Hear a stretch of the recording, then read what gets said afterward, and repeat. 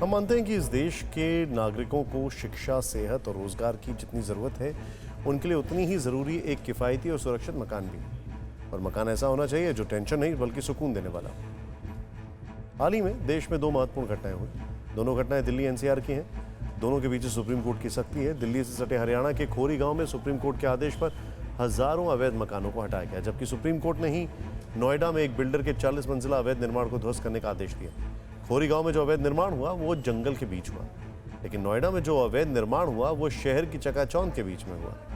समानता यह है कि दोनों ही जगहों पर हुए अवैध निर्माण में आम आदमी के साथ छल हुआ है। ये दो उदाहरण तो हैं, और हम इसलिए दे रहे हैं आपको ये उदाहरण क्योंकि सुप्रीम कोर्ट के दखल के बाद दोनों घटनाएं चर्चा में थी। लेकिन हकीकत यह है कि इस वक्त देश भर में करीब 6 लाख मकानों का निर्माण काम जो है वो रुका हुआ है। इन मकानों की कीमत 5 लाख करोड़ रुपए से भी ज़्यादा है। सबसे खास बात यह है कि ये 6 लाख मकान देश के सिर्फ 7 शहरों में, और इन सब का निर्माण वर्ष 2014 या उससे पहले शुरू हुआ था। सोचने वाली बात यह है कि अपनी गाड़ी कमाई से आम आदमी जिस मकान के लिए पैसे लगाता है उसके बदले में उसे क्या मिलता है। आप इस बात को ध्यान से सुनिएगा, क्योंकि आने वाले दिनों में हम इन्हीं मुद्दों को इर्द गिर्द आपसे बात करेंगे, और ये आपकी समस्या भी हो सकती है। मोटे तौर पर खरीदार के सामने 4 दिक्कतें आती हैं। पहली दिक्कत, उसे अपने ही घर की चाबी लेने के लिए सालों इंतजार करना पड़ता है। दूसरी दिक्कत, उससे जिस फ्लैट या मकान का वादा किया जाता है उससे अलग, यानी कम सुविधाओं वाला या कमतर गुणवत्ता वाला फ्लैट दिया जाता है। तीसरी दिक्कत, मकान खरीदने वाले से कई ऐसी जानकारियां छिपाई जाती हैं जो उसे हर हाल में पता होनी चाहिए। और चौथी दिक्कत, मकान हैंडओवर करने के बाद भी बिल्डर खरीदार को परेशान करता रहता है। इन सभी का नतीजा यह होता है कि उपभोक्ता ही आखिर तक भोगता रहता है। हम भारत के लोग अगर गरिमा के साथ जीवन जीने का हक रखते हैं तो इसमें घर की भूमिका अहम हो जाती है। लेकिन जैसा कि नाम से ही स्पष्ट है, भ्रष्ट और शातिर व्यवस्था में घर का सपना लूट घर में तब्दील हो जाता है। इस खास सीरीज की शुरुआत हम फरीदाबाद के खोरी गांव से कर रहे हैं। जरा ध्यान से देखें रिपोर्ट।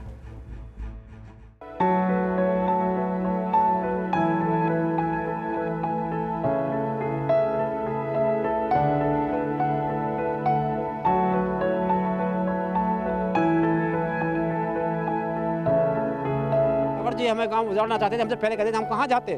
सर अब कहाँ जाए बताओ, कुछ नहीं हमारे पास, बच्चे से हो रहे काले के सर।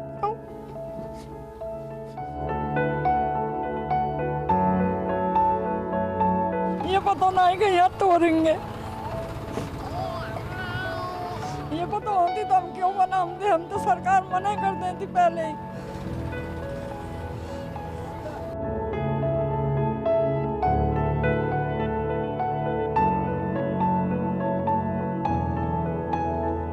जहाँ सर कमरे पे मिल रहे हैं किराए 5,000 में, 6,000 में, 7,000 में, कैसे गुजारा होगा उसमें? बच्चों को पालेंगे कि फिर उसका किराया देंगे? क्या करेंगे हम?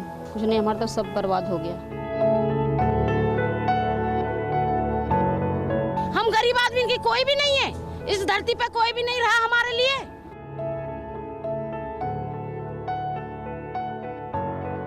सबसे खतरनाक होता है सपनों का इस तरह मलबों में तब्दील हो जाना।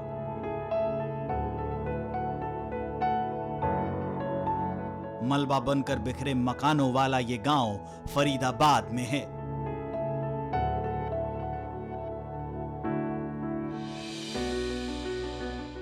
खोरी गांव अरावली की उन पहाड़ियों पर है जिनकी गिनती दुनिया के सबसे पुराने माउंटेन रेंज में होती है, जो गुजरात के चांपानेर से शुरू होकर राजस्थान और हरियाणा होते हुए 693 किलोमीटर का सफर तय करते हुए दिल्ली तक पहुंचती है।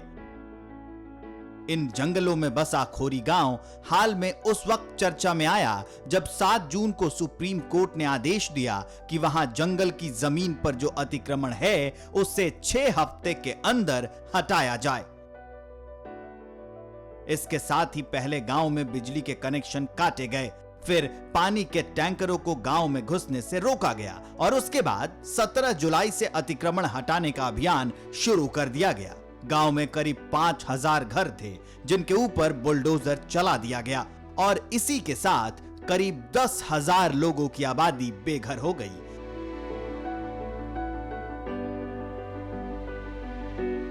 जब तक हमारी टीम गांव में पहुंच रही है कुछ जरूरी जानकारी।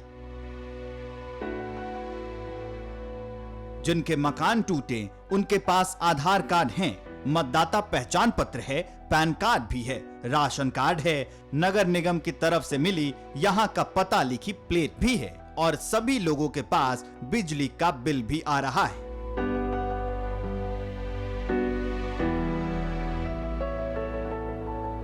इस वक्त मैं फरीदाबाद के खोड़ी गांव के अंदर हूं। ये वो गांव है जिसे सुप्रीम कोर्ट ने अवैध बताकर पूरे तरीके से, ये देखिए, पूरे गांव को एक तरीके से मलबे में तब्दील कर दिया गया है। इस पूरे गांव में जितने भी घर थे सभी को बुलडोज कर दिया गया है और जो यहाँ रहने वाले लोग हैं वो अब दर दर भटक रहे हैं।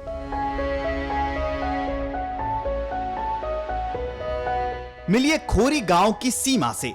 वर्ष 2007 में सीमा उस वक्त यहां आई जब उनकी शादी हुई। वर्ष 2008 में घर में बिजली का मीटर लगा। सवाल है कि जब घर को गिराना ही था तो पहले सुविधाएं क्यों दी? ये बिजली का बिल है इनका, इस पर लिखा हुआ है दक्षिण हरियाणा बिजली वितरण निगम। ये सरकारी बिल है जो साफ इस बात की तस्दीक करता है कि इन लोगों के घर में बाकायदा मीटर लगे हुए थे। और ये जो बिजली का बिल है, ये अगर हम मंथ की बात करें तो ये है 11/5/2015 का बिल है जी। तो 2015 का ये बिल है और ये देखिए बाकायदा इन्होंने इसका भुगतान भी किया है कैश में। तो यानी कि बाकायदा इनको सरकार की तरफ से यहाँ बिजली दी जा रही थी, इनके घरों में मीटर लगे हुए थे। कहते हैं गांव वालों को बिजली के साथ साथ पानी की भी सुविधा मिली हुई थी, पाइप बिछी हुई थी और सरकारी ट्यूबवेल भी था। मतलब सुविधाएं देने के बाद घर ढहा दिए गए। हमने सीमा से पूछा कि सिर पर छत नहीं है फिर भी यहाँ कैसे रह रही हैं? कैसे कर रहे भैया, मुसीबत है, झुग्गी झोपड़ी में ही रह रहे हैं। मच्छर खाओ, कीड़ा काटे खाओ, मर जाओ तो कोई गम नहीं किसी को, बस जिंदगी बसर कर रहे हैं। तो किराए पे आगे कैसे चलेगा? आगे कैसे चलेगा भैया, जैसे भगवान रखेगा वैसे ही रहेंगे और क्या करेंगे। इस खोड़ी गांव में ऐसे सैकड़ों लोग हैं जिन्होंने अपना जन्म यहीं पर लिया, उसके बाद अपने परिवार के साथ सालों से यहीं रहते आ रहे थे, लेकिन अब इनके घर पूरे तरीके से ढा दिए गए हैं।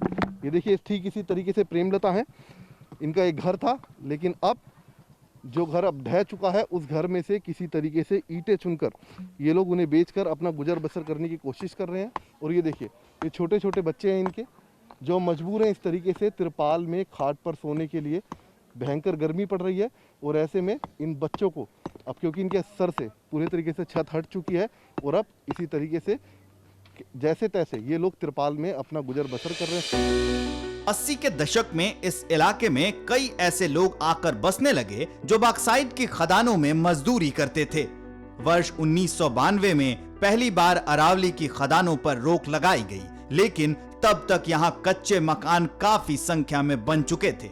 2009 में सुप्रीम कोर्ट ने यहाँ खनन के काम पर पूरी तरह से रोक लगा दी, लेकिन यहाँ रह रहे मजदूरों ने मकान नहीं बदले बल्कि अपने काम धंधे बदल लिए। कई परिवार ऐसे हैं जो अब मकान टूटने के बाद मलबे से ईंटें निकालकर उसे बेच रहे हैं। मजबूरी ऐसी है कि छोटे बच्चों को खुले में छोड़कर काम पर भी नहीं जा सकते। ईंट बेच रहे, 2 रुपए ईंट ले जाते हैं, अपनों क्या करें, बच्चे के तो गुजारा करना ही है, क्योंकि कहीं काम पे जाने के भी ना रहे बच्चे ने छोड़ कर। जब तो घर में ये तो किवाड़ लगा के बेटा यहीं बैठे रहे, हम घंटा आधा घंटा हम आ जाएंगे। अब तो बच्चे ने हम चौड़े में छोड़ भी नहीं सकते हैं, क्या करें। फिर बच्चे ने उठाने को भी डर है, यहाँ तो रात को चोर आम है, जिन पे है जिनकी सुविधा है वो तो अपना ले लेकर चले गए। हम पे है ही ना तो हम कहाँ जाएं, बच्चे ने लेके यहीं पड़े हैं। हम तो कभी 2 से निकल गई ईंट, कभी 100 निकाल लें दोपहरी में, उससे अपने घर को खर्चा चला ले में। सर से छत हट चुकी है और अब मजबूर हैं कि जो ये मलबा पड़ा हुआ है इनके घर का, उसी मलबे को किसी तरीके से बेचकर ये अपने छोटे छोटे जो बच्चे हैं इनके खाने का इंतजाम करने में जुटे हुए हैं, क्योंकि किराए का पैसा ये लोग नहीं दे सकते हैं, बेहद गरीब लोग थे। अरावली के इस उजड़े हुए गांव में जिधर देखिए उधर मलबे का ढेर है। मलबों के नीचे जहां तहां यादों की पोटली में मजबूरी और बेबसी के किस्से दबे पड़े हैं। द्रौपदी यहाँ 4 पीढ़ियों के साथ रह रही हैं। दावा है कि खोरी गांव में ये तब से हैं जब हरियाणा पंजाब का हिस्सा हुआ करता था, यानी सन 1966 के पहले से। तब पत्थर तोड़ तोड़ कर मजदूरी करती थी, अब फिर एक बार मलबे में तब्दील मकान से पत्थर निकाल रही हैं। हमने सवाल पूछा तो दर्द आंसू बनकर छलक गए। ये पता नहीं कि यहाँ तोड़ेंगे, ये पता होती तो हम क्यों बनाते, हम तो सरकार मना कर देती पहले ही। कब से आप लोग यहाँ रह रहे थे? बहुत साल है गए हमें यहाँ रेत पुराने पत्थर तोड़े हमने, एक साल जगह करिए, ये पूजा वाली मशीन पे तो एक साल करिए।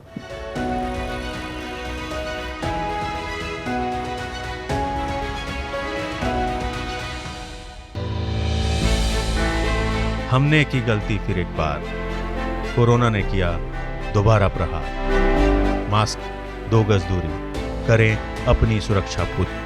कोरोना टीका हम सबको लगाना है, मिलकर साथ समझदारी से कोरोना को हराना है।